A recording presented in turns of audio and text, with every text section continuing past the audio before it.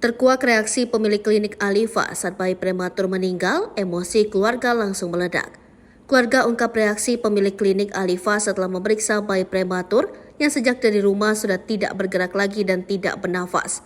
Bayi prematur yang merupakan anak pasangan suami istri Nisa dan Erlangga ini lahir di klinik Alifa dengan berat rendah yakni 1,7 kg. Setelah diperbolehkan pulang oleh bidan, bayi prematur itu meninggal dunia di rumah. Kisah bayi prematur yang meninggal di klinik Alifa ini viral di media sosial. Mulanya, kakak ipar Nisa, Nadia, mengunggah bukti keponakannya melakukan foto newborn oleh bidan tanpa seizin keluarga.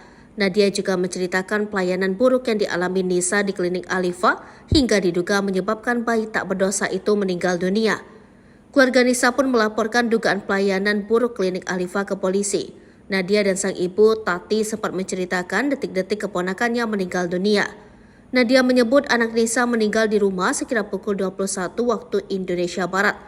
Sebelumnya, bidan memperbolehkan bayi itu pulang ke rumah padahal kondisinya kecil. Kemudian di rumah, Nisa dan Erlangga menemukan bayinya sudah tak lagi bergerak bahkan bernafas.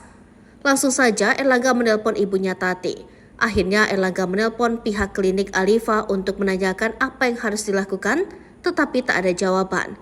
Erlangga dan Nisa pun memutuskan membawa bayinya ke klinik Alifa untuk diperiksa. Singkat cerita, datanglah seorang dokter yang disebutkan Nadia merupakan pemilik klinik Alifa. Pemilik tersebut akhirnya memeriksa si bayi menggunakan stetoskop. Nadia dan keluarga heran dengan reaksi pemilik klinik Alifa yang langsung meninggalkan korban. Nadia mengatakan keluarga tak dapat penjelasan apapun soal bayi tersebut meninggal dunia.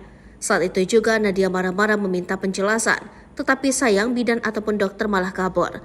Nadia menyebut bidan berusaha menghindarinya. Nadia dan keluarga bingung harus berbuat apa selain meluapkan emosinya.